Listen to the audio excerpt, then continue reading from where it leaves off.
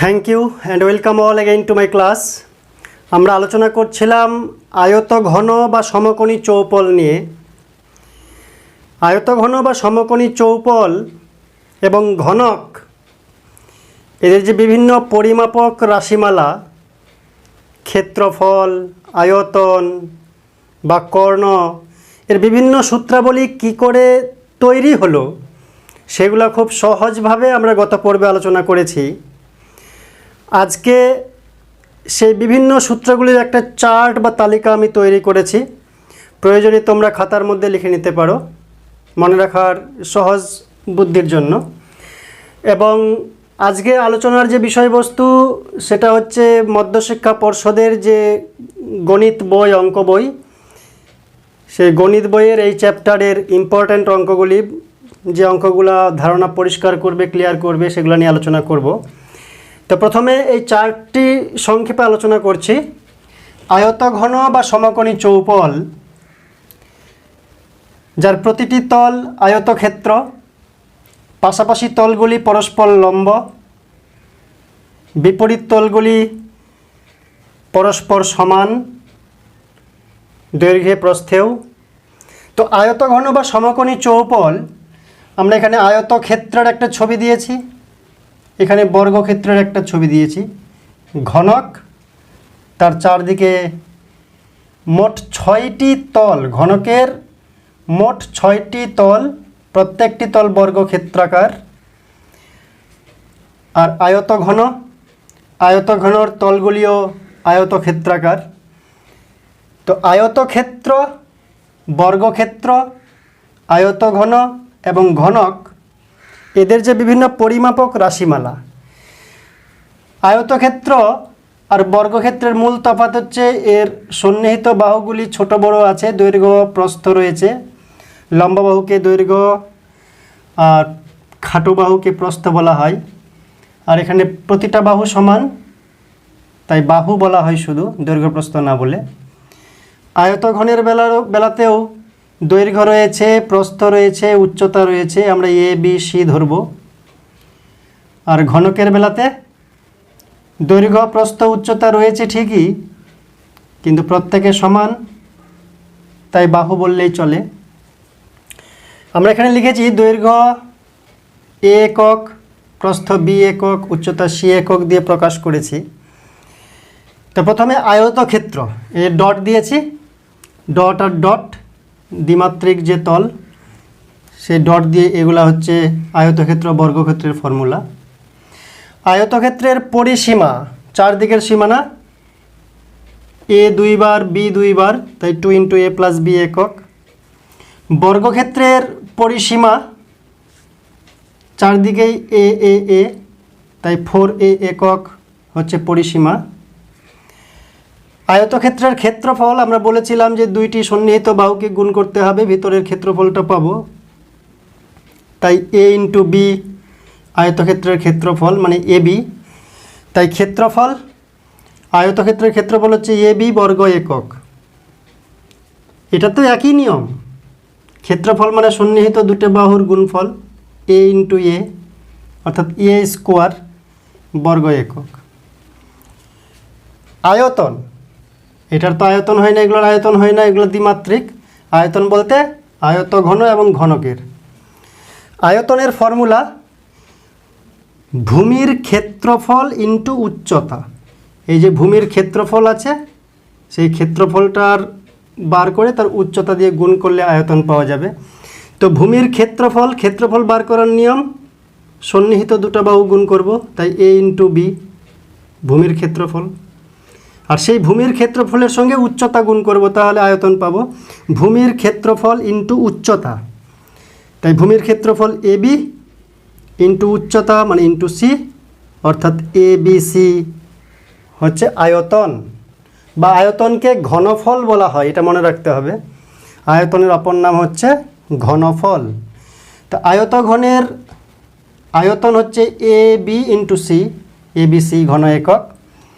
আর ঘনক একই নিয়ম, একই পদ্ধতি, প্রতিটা বাহু সমান, তাই ভূমির ক্ষেত্রফল মানে a স্কোয়ার, তার সঙ্গে উচ্চতা মানে আরেকবার a, তাই a কিউব ঘন একক। চার দেওয়ালের ক্ষেত্রফল আলোচনা হয়েছে। চার দেওয়ালের ক্ষেত্রফল মানে ভূমির চারপাশের যে পরিসীমা তার সঙ্গে উচ্চতা গুণ। তাই ভূমির পরিসীমার সঙ্গে উচ্চতা গুণ করলে চারপাশের ক্ষেত্রফল পাওয়া যায়, চার দেওয়ালের ক্ষেত্রফল পাওয়া যায়।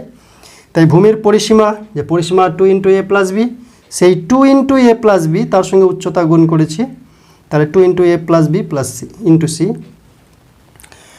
আর ঘনফলের চারপাশের ক্ষেত্রফল ভূমির পরিসীমা মানে 4a, তার সঙ্গে উচ্চতা a গুণ, তাহলে ভূমির পরিসীমা 4a × উচ্চতা মানে 4a² বর্গ একক।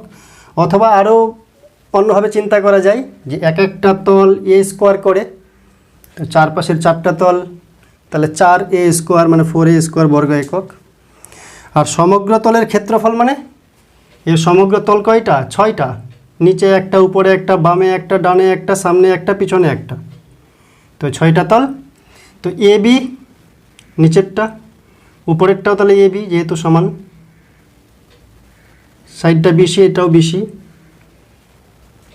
তারপরে এই ফ্রন্টেরটা হচ্ছে এসি, পিছনেরটাও এসি, অর্থাৎ দুটা এ বি, দুটা বিসি, দুটা সিএ, 2 কমন নিলে 2 × ab + bc + ca, এটা হচ্ছে সমগ্র তলের ক্ষেত্রফল। আর এটার বেলাতে আমাদের যেহেতু 6টা তল রয়েছে, তাই 6a², এক একটা তলে a², 6a² বর্গ একক। কর্ণের দৈর্ঘ্য √a² + b² + c² আমরা আলোচনা করেছি। আর ঘনকের কর্ণের দৈর্ঘ্য এ বি সি, সবাইকে যদি এ ধরি তাহলে ঘনকের সূত্র এখান থেকে আনা যাবে। এই সূত্রগুলো থেকেই ঘনকের সূত্র আমরা আমদানি করতে পারি। a² + b² + c², ঘনকের বেলায় এ বি সি আলাদা করে কিছু নেই, সবাই সমান, তাই a² + a² + a² করলে √3a², এটা বাইরে চলে আসবে, আর √3টা থেকে যাবে, তাই a√3 হচ্ছে কর্ণের দৈর্ঘ্য ঘনকের।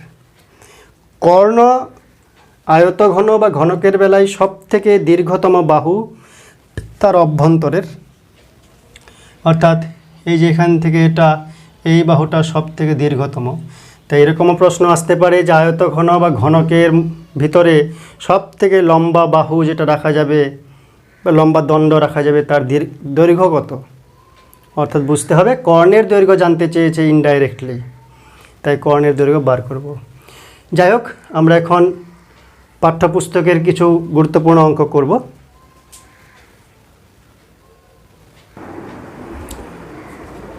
74 পেজ 3 নম্বর অঙ্ক, খুব সহজ। যে একটি সমকোণী চৌপলাকার ঘরের দৈর্ঘ্য, প্রস্থ, উচ্চতা 5 মিটার, 4 মিটার, 3 মিটার যথাক্রমে, তাহলে ওই ঘরে সবচেয়ে লম্বা যে দণ্ড রাখা যাবে তার দৈর্ঘ্য কত? একটা ঘর দৈর্ঘ্য, প্রস্থ, উচ্চতা 5 মিটার, 4 মিটার, 3 মিটার করে, তাহলে ওই ঘরে রাখা যাবে সবচেয়ে লম্বা দণ্ড যেটা, তার দৈর্ঘ্য কত হবে? তার মানে কর্ণের দৈর্ঘ্য কত? তো আমরা কর্ণের সূত্র জানি। কর্ণের সূত্র কি? √a² + b² + c², নিশ্চয়ই মনে আছে সবার। তাহলে ঘরের বা সমকোণী যে ভাষাটা রয়েছে সেটা আমরা লিখতে পারি যে সমকোণী চৌপলাকার ঘরের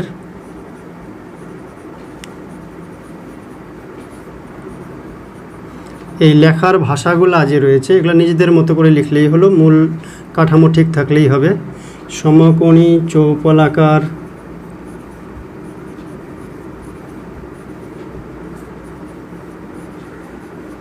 ঘরের দৈর্ঘ্যকে আমরা ধরি 5 মিটার,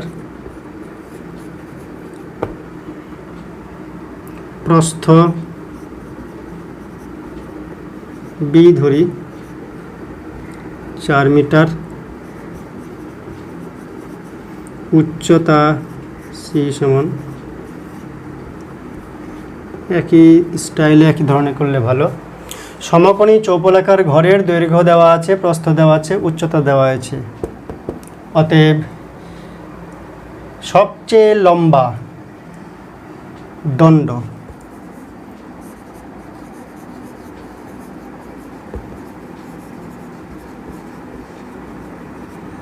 সবচেয়ে লম্বা দণ্ড ইকুয়াল টু কর্ণের দৈর্ঘ্য।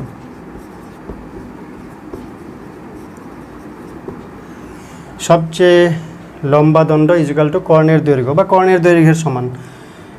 তাহলে অতএব কর্ণের দৈর্ঘ্য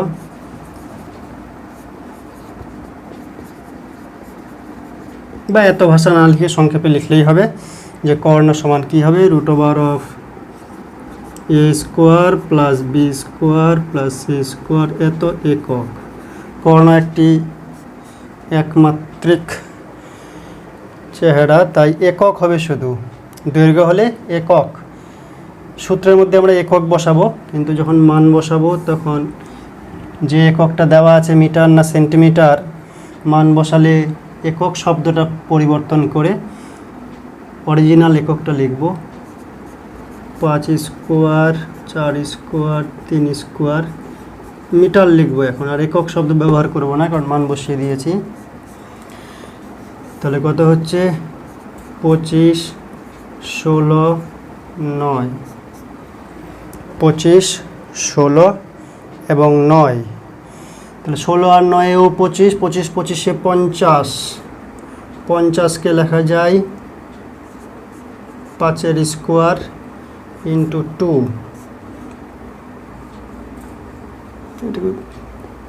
এরকমই লিখি 50। তারপরে লিখব 5 গুণন 5 গুণন 2,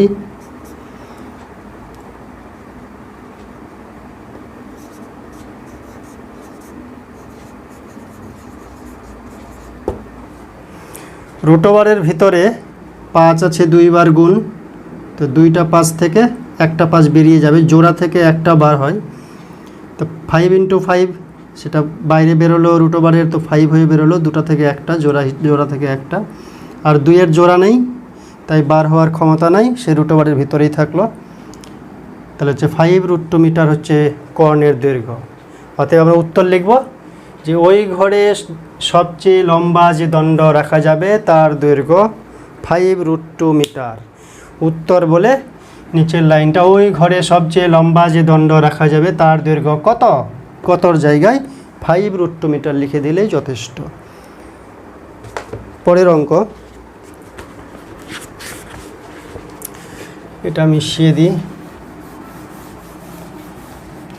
তাহলে সব থেকে লম্বা যে দণ্ড রাখা যাবে তার দৈর্ঘ্য কত বলতে আমরা কর্ণের দৈর্ঘ্যকে বুঝব। তাই কর্ণের দৈর্ঘ্যের যে ফর্মুলা, আয়তঘনের বেলায় root over of A square plus B square plus C square, আর ঘনকের বেলায় a√3, সেটা বসাবো। এর পরের অঙ্ক আমরা লিখব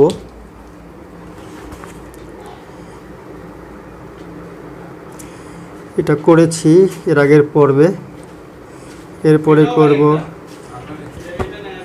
একটি ঘনকের ধারগুলির দৈর্ঘ্যের সমষ্টি। পরের প্রশ্ন, একটি ঘনকের ধারগুলির সমষ্টি 60 সেন্টিমিটার হলে ঘনকটির ঘনফল কত? একেবারে জলের মতন সোজা। ঘনক মানে কি ধরব, প্রতিটা বাহু সমান, বাহুগুলোর মান দেওয়া নাই, ধরে নিলাম, ধরি প্রতি ঘনকের বাহু, ধরি ঘনকের বাহু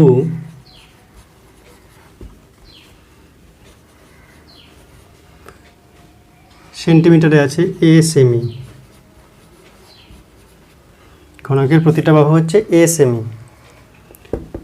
অতএব ধারগুলির সমষ্টি, প্রান্তরেখা বা ধার কতগুলো থাকে, ঘনক হোক বা সমকোণী চৌপল হোক, ধার হচ্ছে 12টা, উপরে 4টা, নিচে 4টা, সাইডে 4টা, তাহলে 12টা। অতএব ধারগুলির সমষ্টি, ধারগুলির সমষ্টি কত, 12a সেমি। অতএব প্রশ্নানুসারে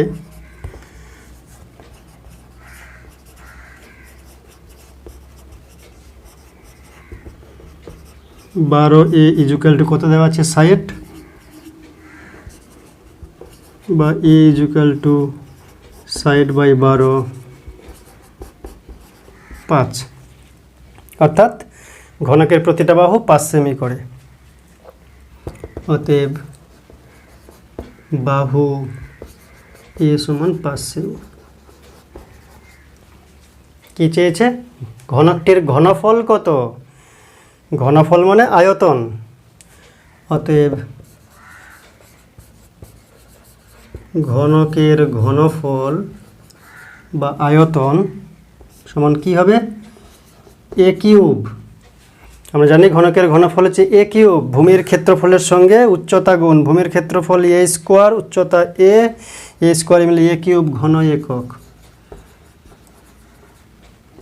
সমান হচ্ছে 5 কিউব ঘন সেমি, বা সেমি কিউব লিখলেও চলতো, ইজুক্যাল টু 125 ঘন সেমি।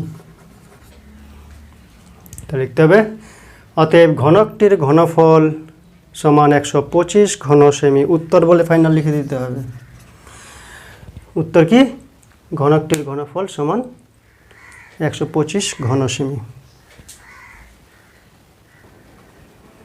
পরের প্রশ্ন 9 নাম্বার, যে একটি সমকোণী চৌপলের আয়তন 432 ঘন সেমি, তাকে সমান আয়তন বিশিষ্ট দুটি ঘনকে পরিণত করা হলে প্রতিটি ঘনকের প্রত্যেক ধারের দৈর্ঘ্য কত? একটা সমকোণী চৌপল রয়েছে, মনে করলাম এরকম একটা সমকোণী চৌপল রয়েছে। তো এই সমকোণী চৌপলের মোট আয়তন হচ্ছে 432। এই সমকোণী চৌপলটা এমন আকারের যে একে যদি মাঝখান থেকে 2 টুকরা করি, তাকে সমান আয়তন বিশিষ্ট দুটো ঘনকে যদি পরিণত করি, তাহলে ওই ঘনকগুলির প্রত্যেকটা ধারের দৈর্ঘ্য কত হবে বা বাহু কত হবে? কীভাবে করব? একটা সমকোণী চৌপল আয়তঘন, সেই সমকোণী চৌপলের যা আয়তন রয়েছে তাকে 2 টুকরা করলে 2টা ঘনক পাবো, তাকে 2 টুকরা করলে 2টা ঘনক পাবো। অতএব ঘনক দুটার মোট আয়তন সমকোণী চৌপলের আয়তনের সমান ধরে আমাদের অঙ্কটা করতে হবে। একটা সমকোণী চৌপল যার মোট আয়তন 432 ঘন সেমি, তাকে সমান আয়তনের 2টা ঘনকে পরিণত করলাম। তাহলে ঘনক দুটা 432, তাকে 2 টুকরা সমান সমান করেছি, তাহলে প্রত্যেকটা ঘনকের আয়তন কত হবে? এর অর্ধেক করে, যেহেতু ঘনক দুটা সমান সমান করেছি। অতএব অঙ্কটা কীভাবে করব? এইভাবে যে প্রতিটি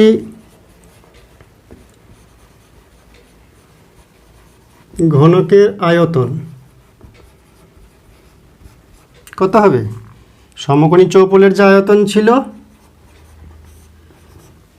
তার অর্ধেক। সমকোণী চৌপলটা অর্ধেক অর্ধেক করে 2টা সমান ঘনক তৈরি হয়েছে, তাই ঘনকের আয়তন হবে সমকোণী চৌপলের যে আয়তন ছিল তার অর্ধেক ঘন সেমি বা সেমি কিউব লেখা যায়। 432কে 2 দিয়ে ভাগ করলে কত হয়? 2 2 4, 216 ঘন সেমি, 216 ঘন সেন্টিমিটার। তাহলে ছিল সমকোণী চৌপল, তাকে সমান সমান 2 টুকরা করলাম, ঘনক হলো। তাহলে ঘনকের আয়তন হবে, সমকোণী চৌপলকে 2 ভাগ করা হয়েছে, তার মানে 216 করে। ঘনকের প্রত্যেকটা ধারের দৈর্ঘ্য কত?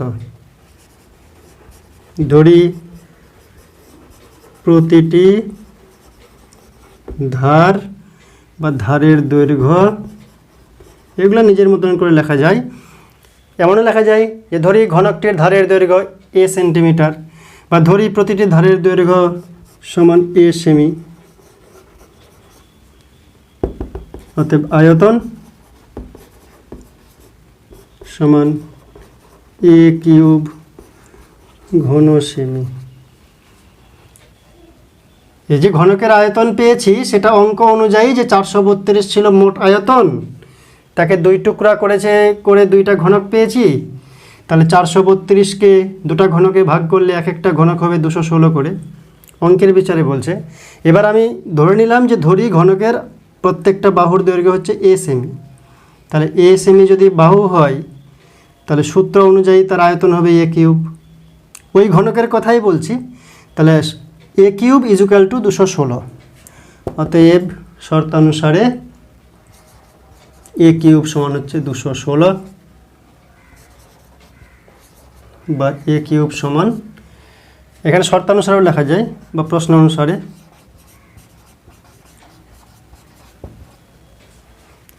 216, 216 কতর কিউব?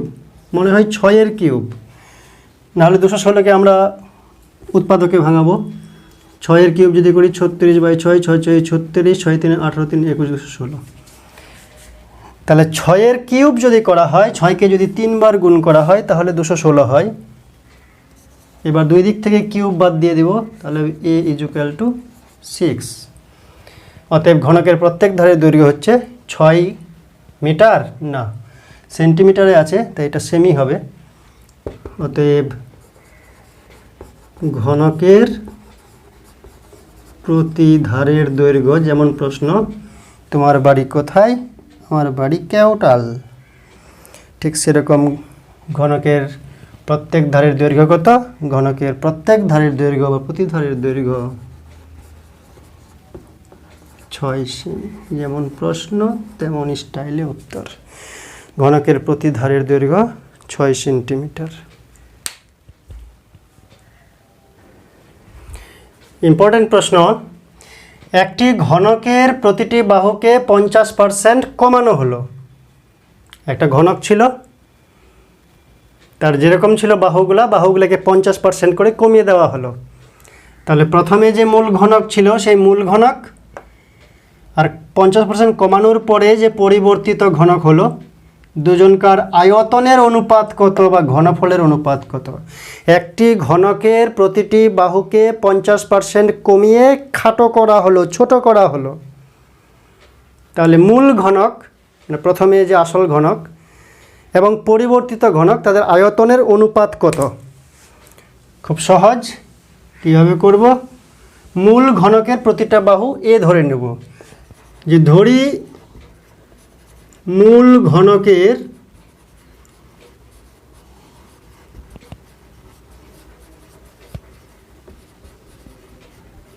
প্রতিটি বাহু এ একক। সেমি, মিটার, ফুট ধরবো না, কারণ কোথাও নাই প্রশ্নের মধ্যে সেমি না মিটার না ফুট, তাই একক ধরে আমরা অঙ্কটা করব। অতএব ঘনফল কত? অতএব মূল ঘনকের ঘনফল সমান a কিউব,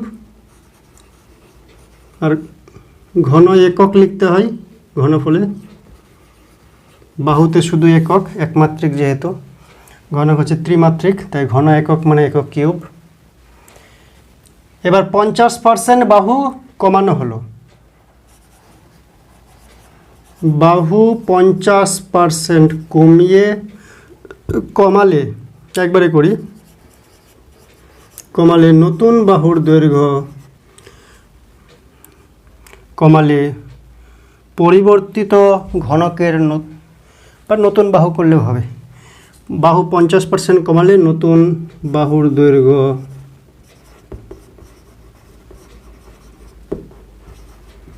এ ড্যাশ কত হবে? 50% কমিয়ে দেওয়া হয়েছে। যদি সহজ ভাষায় বলি, 50% কমালে অর্ধেক হয়ে যাবে, তাহলে a/2 করলেও হবে, কিন্তু 50% বিষয়টাকে যদি কাজে লাগাই তাহলে a ছিল আর 50% কমে গেল, মানে 50/100 ইন্টু a।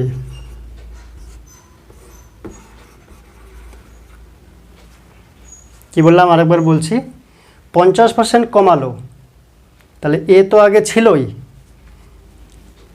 আগে a একক ছিল বাহুর দৈর্ঘ্য, মাইনাস বাহুর 50%, বাহু এর মানে গুণ a এর 50%, 50 উপরে পার্সেন্ট মানে নিচে 100, তাই যেটা ছিল মূল ঘনকের বাহুর দৈর্ঘ্য a, সেখান থেকে বিয়োগ করতে হবে a এর 50%। ওই হিসাব করলে a/2 আসবে, 50% হওয়া মানে অর্ধেক হয়ে যাওয়া, তাই এখানে লিখব আমরা 50a, কাটাকাটি করলে তো 1/2 হচ্ছে, a মাইনাস a/2 = a/2, অথবা যদি লসাগুটা করি তাহলে হচ্ছে 2a মাইনাস a নিচে 2 = a/2।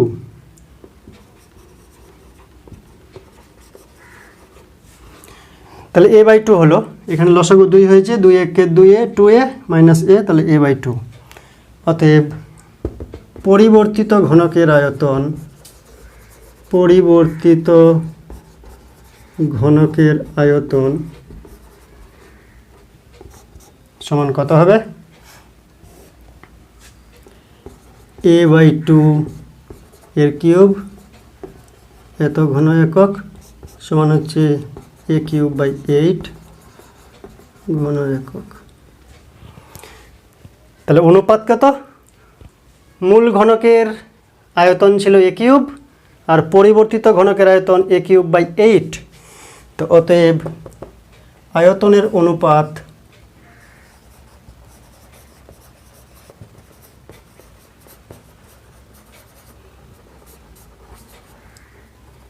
a³ সমান 1:1/8 সমান 8:1। যেরকম লিখলাম সেরকমই লিখতে হবে। ভাষার অনেক পরিবর্তন হতে পারে, কিন্তু মূল কাঠামো মূল হিসাব একই থাকবে। এখানে আয়তনের অনুপাত লিখেছি আমি, জায়গা কম বলে ভাষাটা ছোট করে দিয়েছি, কিন্তু তোমরা লিখতে পারো যে মূল ঘনক এর আয়তন ইস্টু পরিবর্তিত ঘনকের আয়তন, অথবা তোমরা লিখতে পারো মূল ঘনক এবং পরিবর্তিত ঘনকের ঘনফলের অনুপাত সমান করে এটা লিখতে পারো। আর আমি আয়তনের অনুপাত = a³:a³/8 1:1/8, দুই পক্ষকেই 8 দিয়ে গুণ করলাম, তো এটা 1কে 8 দিয়ে গুণ করলে 8 হয়ে যাবে, 1/8কে 8 দিয়ে গুণ করলে 1 হবে, 8 কাটে, তাহলে 8:1 হচ্ছে মূল ঘনক আর পরিবর্তিত ঘনকের ঘনফলের অনুপাত। তাহলে মূল ঘনক যে প্রতিটা বাহু এ ধরে নিলাম, তাহলে এ বাহু হলে বাহুর কিউব মানে আয়তন ঘনফল, তাহলে মূল ঘনকের আয়তন a³। 50% কমিয়ে দেওয়া হয়েছে, তো ডাইরেক্ট a/2 করলেও হয়, অথবা যদি 50%কে কাজে লাগাই তাহলে এ ছিল, সেখান থেকে 50% এর কমে গেল, তাহলে হচ্ছে a/2। তাহলে পরিবর্তিত ঘনকের আয়তন a/2 বাহুর হোল কিউব মানে a³/8। তাহলে অনুপাত কত? প্রথমে ছিল a³, মূল ঘনকের আয়তন a³, পরিবর্তিত ঘনকের আয়তন a³/8, দুটার অনুপাত করলে 8:1 হয়। 11 নম্বর প্রশ্ন, একটি সমকোণী চৌপলাকার বাক্সের মানে আয়তঘন সমকোণী চৌপলাকার বাক্সের দৈর্ঘ্য প্রস্থ উচ্চতা এর অনুপাত 3:2:1 এবং উহার আয়তন 384 ঘন সেমি হলে বাক্সটির সমগ্র তলের ক্ষেত্রফল কত হবে? একটা সমকোণী চৌপলাকার বাক্স রয়েছে, তার দৈর্ঘ্য প্রস্থ উচ্চতা ডাইরেক্ট দেওয়া নাই, অনুপাতে দেওয়া আছে। অনুপাতে দেওয়া আছে মানে দৈর্ঘ্য প্রস্থ উচ্চতার যে অরিজিনাল মান তাকে নির্দিষ্ট কোনো সংখ্যা দিয়ে প্রত্যেককে ভাগ করে ছোট ছোট করে যাকে আমরা অনুপাত বলি, সেই অনুপাতগুলি দিয়েছে। এখন অরিজিনাল মানটা কত আমরা জানি না যে কত দিয়ে ভাগ করে এরকম ছোট বানিয়েছে, তো ধরে নিলাম যে কে দিয়ে ভাগ করেছে বা এক্স দিয়ে ভাগ করেছে, তাই অরিজিনাল মানটা, এটা তো অনুপাত, অরিজিনাল মান পেতে গেলে যেটা দিয়ে ভাগ করে ছোট বানিয়ে অনুপাত করেছে ওরা, আমরা সেটা দিয়ে গুণ করে এটার অরিজিনাল মান ধরে নেব। মানে দেখলেই বুঝতে পারবে, খুব সহজ বিষয়, যে বাক্সের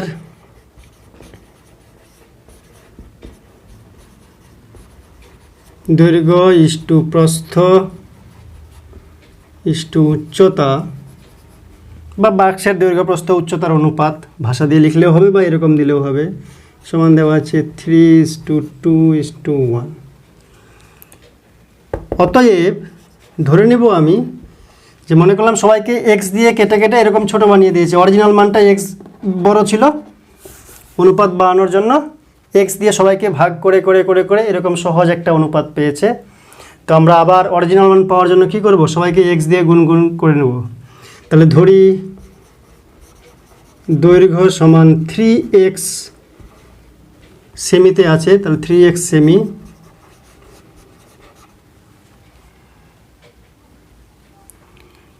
প্রস্থ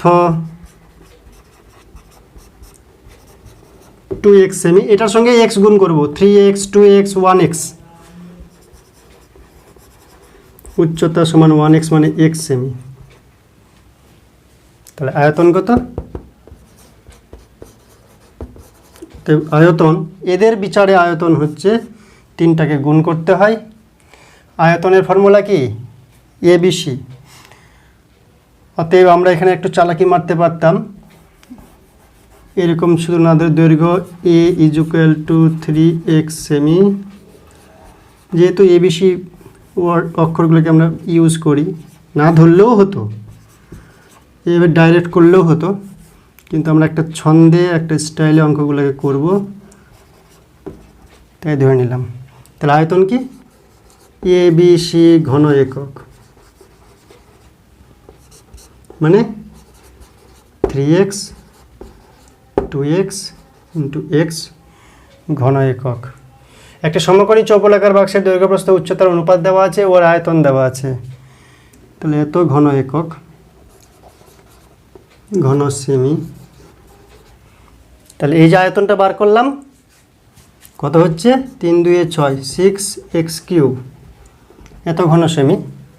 এটা আমাদের 3x 2x x ধরে, অনুপাত থেকে ধরে অরিজিনাল দৈর্ঘ্য প্রস্থ কল্পনা করে তার বিচারে আমরা আয়তন বার করেছি, কিন্তু অঙ্কে সাপ্লাই দেওয়া আছে আয়তনটা, এটা আমরা এই হিসাবের বিচারে আনলাম, আর অঙ্কে অরিজিনাল মানটা সাপ্লাই দেওয়া আছে, একই বাক্স। তাহলে এটা = ওটা প্রশ্নানুসারে। অতএব প্রশ্নানুসারে মানে বুঝতে হবে একই মান দুইভাবে বার করা হয়েছে, তাই দুজনকে প্রশ্নানুসারে 6x³ কত আছে? 384। এখানে একক লিখব না, সমতা বিধান করব তাই, বা x³ = 384/6, বা x³ = 6 × 6 = 36, 6 × 4 = 24, 64, বা x = কত হচ্ছে? 4^3। এদিকে না করে দেখতে নাও পেতে পারো, আমি এদিকে নিয়ে গেলাম। x³ = 4^3, বা x = 4, মানে 4 দিয়ে ভাগ করে করে করে করে আরও ছোটো বানিয়ে দিয়েছিল। সেই কত দিয়ে ভাগ করেছিল ওটাই চালাকি করে বার করলাম। কিভাবে? আমরা ধরে নিলাম যে x দিয়ে ভাগ করেছি, x এর মান কত জানি না, তো তাই x দিয়ে ভাগ করেছে ধরে নিলাম, তাই অনুপাতকে x দিয়ে গুণ করে করে অরিজিনাল মানগুলো কল্পনা করলাম। a = 3x, b = 2x, c = 2x। তারপরে 3x 2x x দৈর্ঘ্য প্রস্থ উচ্চতা, অনুপাত থেকে আনার উপায় হলো অনুপাতগুলিকে একটি কমন লেটার দিয়ে গুণ করব। 3x 2x x, বা 3y 2y y, বা 3k 2k k, এরকম করে করব। তারপরে এদের বিচারে কী বার করব? যার মান দেওয়া আছে, আয়তন দেওয়া আছে, তাই আয়তন বার করলাম। দুই আয়তনকে সমান দেখাবো, x এর মান উদ্ধার করার চালাকি। যদি দেওয়া থাকতো সমগ্র তলের ক্ষেত্রফল, তাহলে সমগ্র তলের ক্ষেত্রফল বার করতাম, তারপরে ম্যাচিং করতাম প্রশ্নানুসারে। x এর মানটা বার করলাম, 4 আসলো এইভাবে। এবার 4 যখন চলে আসলো, তখন আমরা এখানে জায়গা নিই তাই মিশিয়ে দিচ্ছি, তাই আমরা অরিজিনাল দৈর্ঘ্য প্রস্থ উচ্চতা এখন পেয়েই যাব। কিভাবে পাবো? অতএব বাক্সটির দৈর্ঘ্য a সমান কত ছিল? 3x। এখান থেকে 3x, x এর মান তো 4 পেয়ে গেছি, তাহলে হচ্ছে 12 মিটার, 12 ঘন সেমি, 12 সেমিতে আছে। দেখতে হবে এখানে কি একক আছে, যে একক আছে সেই এককে করতে হবে, একই এককে অঙ্কগুলো করতে হবে। প্রস্থ কি ছিল? 2x, তাহলে 2 × 4 সেমি, 8 সেমি।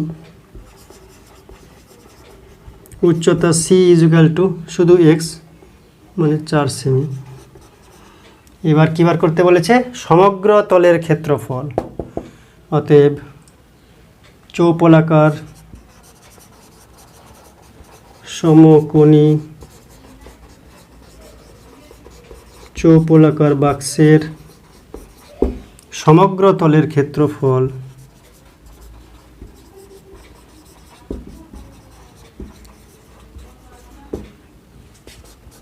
সমগ্র তলের কি ক্ষেত্রফল আছে? সমকোণী চৌপলাকার বাক্স নিচেরটাও এবি, উপরেরটাও এবি, সাইডেরটা বিসি, এই সাইডেরটা বিসি, সামনেরটা এসি, পিছনেরটা এসি, মানে দুইবার করে এবি বিসি এসি। তাহলে 2 into A B plus B C plus C A এত বর্গ একক। তাহলে মান বসাবো। এ বি 12 8 96, 12 ইন্টু 8 যোগ, এটা ডট না, এটা গুণ চিহ্ন ধরবো। বিসি, বিসি মানে 8 আর 4, 8 ইন্টু 4 যোগ সিএ 4 ইন্টু 12,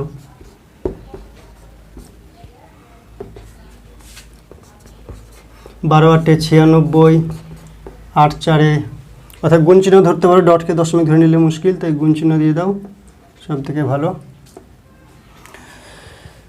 8 4 32, 4 12 48, ঘন মান বসিয়ে দিলে আর একক শব্দ রাখবো না, বর্গ সেমি হয়ে গেল। যোগ করবো 8 2 10, 6 16, 6 হাতে 1 আর 4 5, 3 8 আর 9 17, 2 6 12, 2 হাতে 1, 2 7 14, 1 15, 2 1 2 আর 1 হচ্ছে 3, 352 বর্গ সেমি। 352 বর্গ সেমি। তাহলে আমরা কী করলাম, একটা সমকোণী চৌপলাকার বাক্স ছিল, যার দৈর্ঘ্য প্রস্থ উচ্চতা প্রকৃত মান দেওয়া ছিল না, অনুপাতের আকারে দেওয়া ছিল। অনুপাতের আকারে দেওয়া থাকলে প্রত্যেকটা সংখ্যাকে এক্স দিয়ে গুণ করে করে আমরা প্রকৃত মানটা কল্পনা করব। তাই দৈর্ঘ্য সমান 3x, প্রস্থ সমান 2x, উচ্চতা সমান x ধরে নিয়েছিলাম এবং তার বিচারে আমরা আয়তন বার করেছিলাম। সেই আয়তন আর প্রদত্ত আয়তনকে সমান দেখিয়ে এক্সের অজানা মানটা বার করলাম এবং এক্সের মান যখন পেয়ে গেলাম তখন বাস্তবে এই দৈর্ঘ্য কত, এক্সের জায়গাতে এক্সের মানটা বসিয়ে দৈর্ঘ্য প্রস্থ উচ্চতা বার করলাম। যেই দৈর্ঘ্য প্রস্থ উচ্চতা পেয়ে গেলাম, তারপরে যা বার করতে বলবে তার সূত্রে সেই মানগুলো বসিয়ে উত্তরটা পেলাম 352 বর্গ সেমি। তাই লিখবো আমরা যে ওই বাক্সের সমগ্র তলের ক্ষেত্রফল 352 বর্গ সেমি। 15 নম্বর অঙ্ক, একটি ঘনকাকৃতি একটি সম্পূর্ণ জলপূর্ণ চৌবাচ্চা, ঘনকের আকার বিশিষ্ট একটা চৌবাচ্চা যেটা সম্পূর্ণভাবে জলপূর্ণ, সেখান থেকে সমান মাপের 64 বালতি জল তুলে নিলে চৌবাচ্চাটির 1/3 অংশ জল পূর্ণ থাকে। চৌবাচ্চার একটি ধারের দৈর্ঘ্য 1.2 মিটার হলে প্রতিটি বালতিতে কত লিটার জল ধরে? একটা ঘনক আকার বিশিষ্ট চৌবাচ্চা যেটা সম্পূর্ণ কানায় কানায় জলে ভর্তি, সেখান থেকে 64 বালতি জল তুলে নিলে, সমান মাপের 64 বালতি পাল্টাপাল্টি করলে হবে না, একই মাপের 64 বালতি জল তুলে নিলাম, তাতে কি হয়, 1/3 অংশ জল থাকে জলপূর্ণ। সেই চৌবাচ্চার প্রত্যেকটা ধারের দৈর্ঘ্য 1.2 মিটার যদি হয়, তাহলে ওই বালতিতে কত লিটার জল ধরে?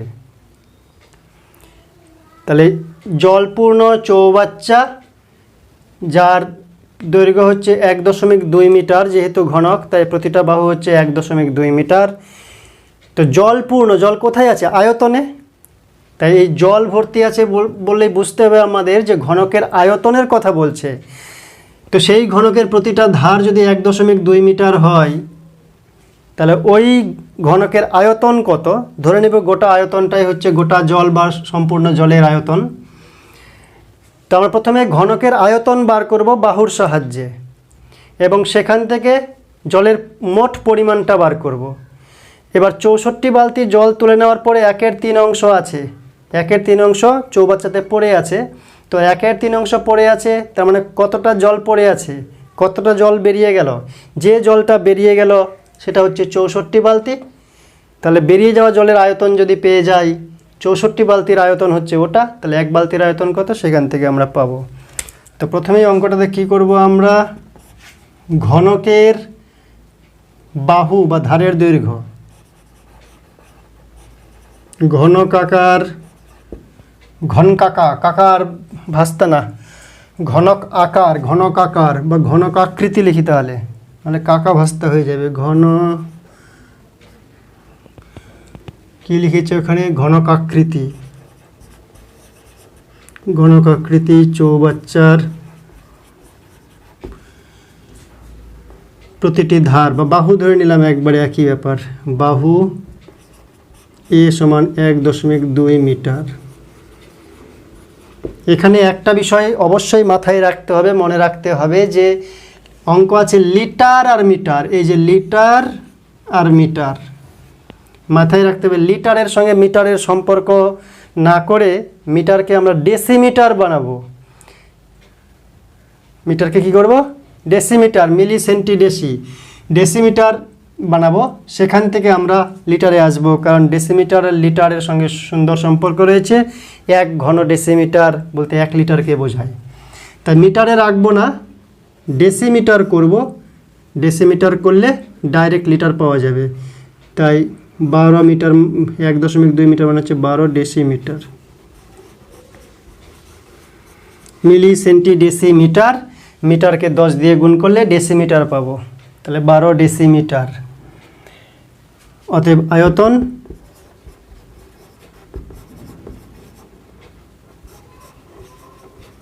এ কিউব, আয়তন কি হয়, বাহুর কিউব, এ কিউব ঘন একক,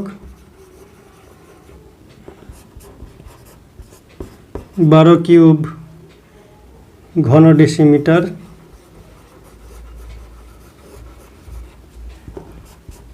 12 12 144, তার সঙ্গে আরও 12 গুণ, 12 কিউব মানে 12 3বার গুণ করতে হবে। 12 12 144, আরও 12 গুণ, 12 4 48, 12 4 48, 4 52, 2 হাতে 5, 12 একে 12 আর 5 হচ্ছে 17, 1728 মনে হলো, ভুল করলাম কি না জানি না। ঘন ডেসিমিটার ডট ডট দিয়ে দিই। তাহলে আয়তন হচ্ছে 1728 ঘন ডেসিমিটার, তার মানে হচ্ছে 1728 লিটার। ঘন ডেসিমিটার মানে হচ্ছে লিটার। যেহেতু 1 ঘন ডেসিমিটার সমান 1 লিটার, এটা জানতে হবে। 1 ঘন ডেসিমিটার সমান 1 লিটার। 12 12 144, 12 4 48, 8 হাতে 4, 12 4 48, 8 4 52, 2 হাতে 5, 12 কে 12 5 1728। ঠিক আছে, এবার আমরা কি দেখব, তাহলে মোট চৌবাচ্চায় 1728 লিটার জল ছিল। যখন সম্পূর্ণ জলপূর্ণ কানায় কানায় জল ভর্তি ছিল তখন 1728 লিটার জল ছিল। 64 বালতি জল তুলে নিল। 1/3 পড়ে আছে, 1/3 পড়ে আছে। তাহলে কতটা আছে, জল তোলার পর 64 বালতি জল তুলে নিলে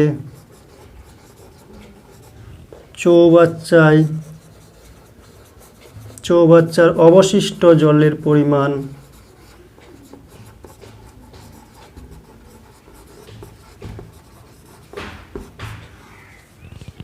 চৌষট্টি বালতি জল তুলে নিলে চৌবাচ্চায় অবশিষ্ট জলের পরিমাণ, অথবা 1/3 জল আছে, তাহলে কত অংশ জল উঠেছে, 2/3। তো 2/3 জল উঠে গেছে, তার মানে কতটা জল উঠেছে সেটা থেকে বিচার করলেও হবে, অথবা উল্টা দিক দিয়ে করলেও হবে। অর্থাৎ জল মোট পরিমাণ ছিল 1728 লিটার, তুলে নিল কতটা সেটা বার করলে কতটা পড়ে আছে সেটা পাওয়া যাবে, অথবা পড়ে আছে কতটা সেটা থেকে কতটা বার হলো সেটাও পাওয়া যাবে।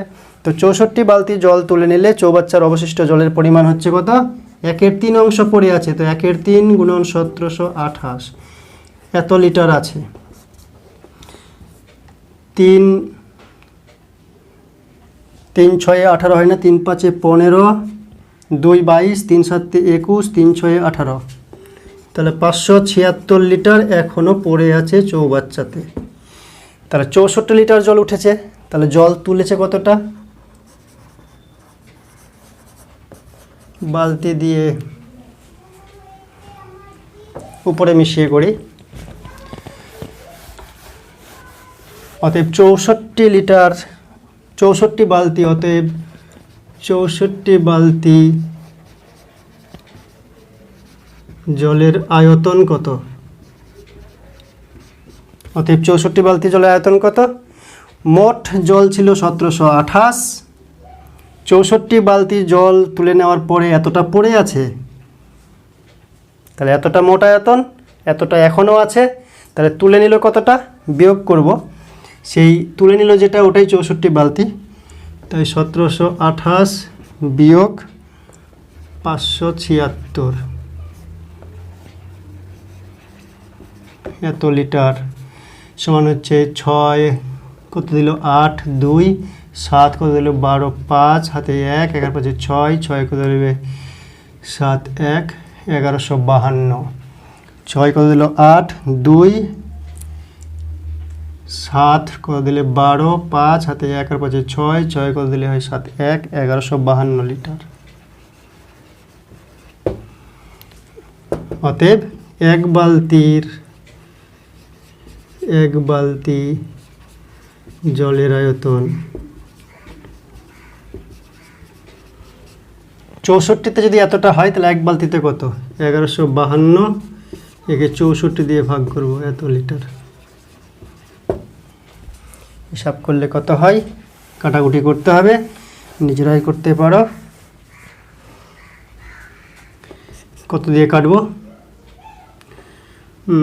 4 দিয়ে মনে হয় কাটবে বুঝি, 4 1 4, 4 6 24, এটাতে 4 2 8, 3 35, 4 8 32, 32 3 32, 4 8 32, আবার 4 দিয়ে 4 4 16, 4 7 28, 4 2 8, 4 1 4, 3 32, 4 8 32, কাটাকুটি করলে কত হচ্ছে 18 লিটার। কাটাকুটি নিজের মতো করতে পারো, 2 দিয়ে কাটতে পারো, 4 দিয়ে কাটতে পারো, ক্ষমতা থাকলে একবারে 64 দিয়ে কাটতে পারো, ইত্যাদি ইত্যাদি, যেমন নিজের মতো করে কাটাকাটি করতে হবে। তাহলে উত্তর কি বলছিল, প্রশ্নটা কি বলেছিল, প্রতি বালতি জলের আয়তন কত, প্রতি বালতিতে কত লিটার জল ধরে। তাহলে উত্তর হচ্ছে প্রতি বালতিতে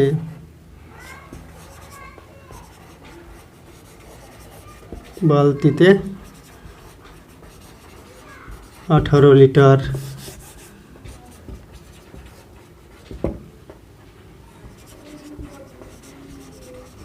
জল ধরে। তাহলে কি করে বার করলাম আমরা, একটা চৌবাচ্চার 64 বালতি জল তুলে নেওয়ার পরে 1/3 জল পড়ে আছে। চৌবাচ্চাটা ঘনক আকৃতির, তার একটা বাহুর মান দেওয়া আছে, তো ঘনকের একটা বাহুর মান দেওয়া থাকলে সেই বাহুর কিউব করলে আয়তন পাবো। তাই যে মানটা ঘনকের বাহুর দেওয়া আছে তাকে ডেসিমিটারে কনভার্ট করে কিউব করলাম, তাহলে ঘনকের মোট আয়তন পেলাম, মানে মোট জলের পরিমাণ পেলাম যখন কানায় কানায় ভর্তি ছিল। এবার বালতি দিয়ে জল তুলে নিল, 64 বালতি পড়ে আছে 1/3, তাহলে মোট আয়তন 1728 লিটার। 1/3 এখনও আছে পড়ে চৌবাচ্চাতে, তো 1/3 দিয়ে গুণ করলাম, তাহলে 576 লিটার চৌবাচ্চার মধ্যে এখনও জল রয়েছে 64 বালতি জল তুলে নেওয়ার পরেও। তাহলে 576 লিটার যদি পড়ে থাকে তাহলে কত লিটার তুলে নেওয়া হয়েছে, বিয়োগ করব দুটাকেই, মোট পরিমাণ থেকে 576, তাহলে মোট চৌবাচ্চার জল হচ্ছে 1728 লিটার, 576 লিটার এখনও চৌবাচ্চাতে রয়েছে, তাহলে বিয়োগ করলে কত লিটার তুলেছে, 1152 লিটার। এই 1152 লিটার জল কি দিয়ে তুলেছে, 64 বালতি জল হচ্ছে 1152 লিটার। তাহলে একটা বালতি জলের আয়তন কত, ভাগ করে দিলাম 64 দিয়ে, 18 লিটার। তাহলে 18 লিটার হচ্ছে প্রতি বালতি জলের আয়তন। 76 পেজ এর 5 একটা শর্ট প্রশ্ন, যে একটি ঘনকের সমগ্রতলের ক্ষেত্রফল S বর্গ একক, একটা ঘনক তার সমগ্রতলের ক্ষেত্রফল কি S বর্গ একক, S পরিমাণ, কর্ণের দৈর্ঘ্য কি D পরিমাণ, S আর D এর মধ্যে তাহলে সম্পর্ক কি পার করতে হবে। এটা হবে সম্পর্ক HD এর মধ্যে না, এটা হবে সম্পর্ক না, এটা হবে সম্পর্ক না, এটা হবে সম্পর্ক। সম্পর্ক বলতে কাকাবাস্তা না, সম্পর্ক বলতে দুটার মধ্যে সমীকরণ কি হবে, দুটার মধ্যে সমীকরণ কি হবে সেই ইকুয়েশনটা বার করতে হবে। তো ঘনক আছে, অত চিন্তা না করে ঘনকের একটা বাহুর দৈর্ঘ্য আমরা এ ধরে নেব, ধরি ঘনকের বাহু সমান A একক, বা ঘনকের বাহু A একক, সমান না দিলেও হবে, দিলেও হবে। ধরি ঘনকের বাহু একক, এ একক, অতএব সমগ্র তলের ক্ষেত্রফল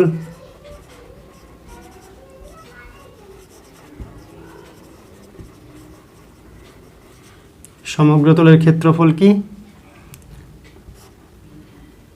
সমগ্র তলের ক্ষেত্রফল নাম দিয়েছে এস। তাহলে এস ইজুগাল টু কত হবে? আমরা জানি যে ঘনকের 6টা তলেই বর্গাকার, তাহলে এ একক যদি এক একটা বাহু হয় তাহলে 6টা তো এ স্কোয়ার হচ্ছে এক একটা তলের ক্ষেত্রফল এ স্কোয়ার, বর্গাকার যেহেতু, তাহলে 6টা তল মিলে 6a স্কোয়ার। সবসময় সূত্র মনে রাখতে হবে না, তাৎক্ষণিকভাবে বানিয়ে নেওয়া যায় যে ঘনক যেহেতু বলেছে প্রতিটা তল হচ্ছে বর্গাকার, বাহু যদি এ হয় তাহলে বর্গক্ষেত্রের ক্ষেত্রফল এ স্কোয়ার, যেহেতু ঘনকের 6টা তল তাহলে এক একটা তল এ স্কোয়ার হলে 6টা তলে 6a স্কোয়ার হবে, সমগ্র তলের ক্ষেত্রফল এস ইজুগাল টু। এবার কি বলেছে? কর্ণ, ঘনকের কর্ণ কত? কর্ণের মান বলেছে ডি। আমরা কোন কি জানি? ঘনকের কর্ণ হচ্ছে a√3, a√3। এবার আমরা এক কাজ করতে পারি, এখান থেকে এ বার করে এখানে বসাতে পারি, বা এখানকার এ তুলে এখানে বসাতে পারি, তাহলে সম্পর্ক পেয়ে যাব। তো আমরা এটাকে 1 নম্বর সমীকরণ, এটাকে 2 নম্বর না দিয়ে এখান থেকে বার করে নিই এর মানটা, বা a equal to d/√3।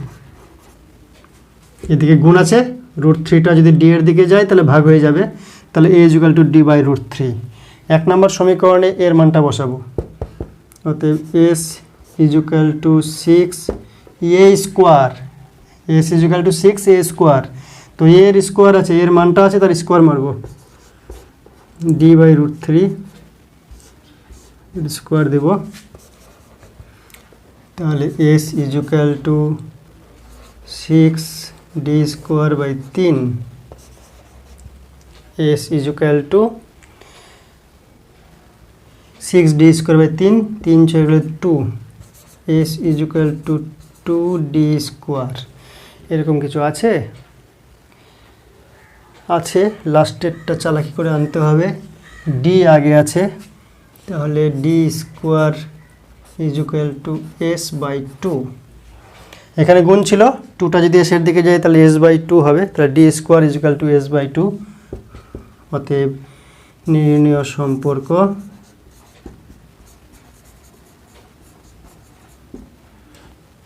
D নাম্বারটা উত্তর right, d square is equal to s/2।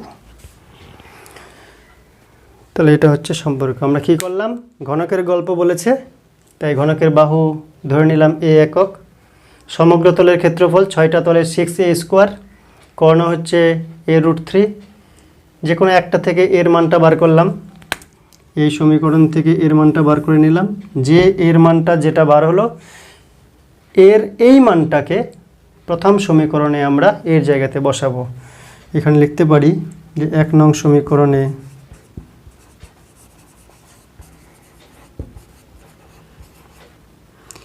এর মান বসিয়ে পাই। শর্ট প্রশ্ন, অত কিছু না লিখে উত্তরটা শর্টে বার করলেই হবে, যেমন ভ্যালু সেরকম পরিশ্রম। তাই 1 নং সমীকরণে এর মান বসিয়ে কি পাচ্ছি আমরা? d square is equal to s/2, যেটা ওইখানে আছে। পরের একটা ইন্টারেস্টিং প্রশ্ন, পেজ 76, 25-এর 4 নাম্বারটা, যে 3টি নিরেট ঘনক আছে 3টা, নিরেট মানে ঠাসা, ফাঁপা নয়, ভর্তি।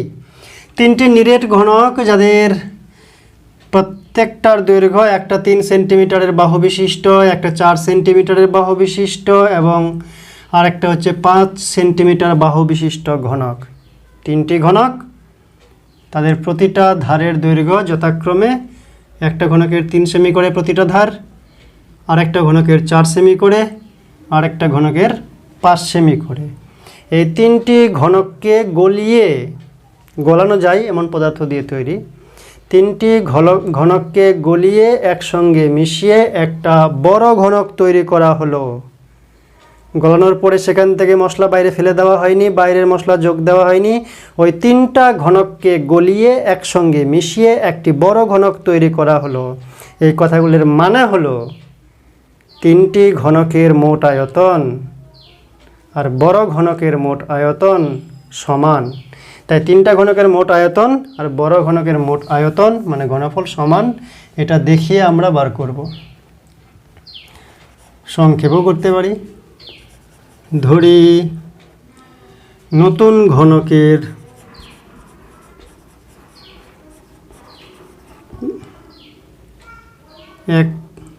একটি ধারের দৈর্ঘ্য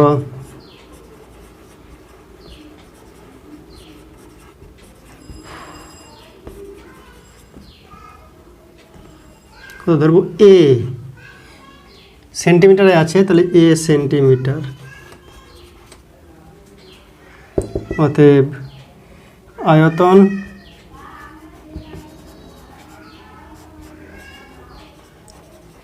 এ কিউব ঘন সেমি। প্রশ্নানুসারে 3টি ঘনকের মোট আয়তন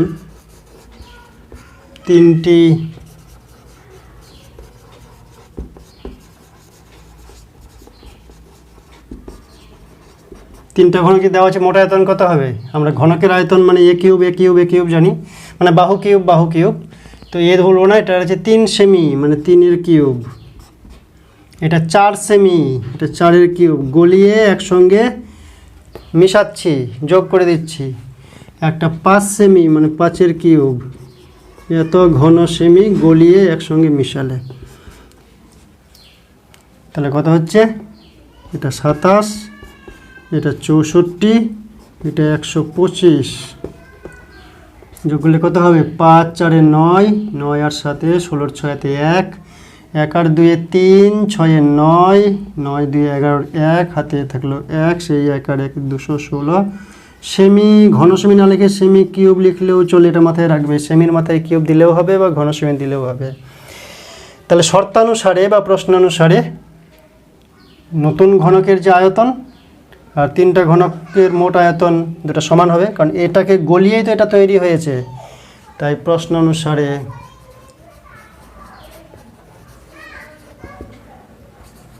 এ কিউব ইজুকাল টু 216 বা এ কিউব ইজুকাল টু 6-এর কিউব বা এ ইজুকাল টু 6। অতএব নতুন ঘনকের প্রতিটি ধার 6 সেমি দৈর্ঘ্য বিশিষ্ট। নতুন ঘনকের প্রতিটি ধার 6 সেমি দৈর্ঘ্য বিশিষ্ট।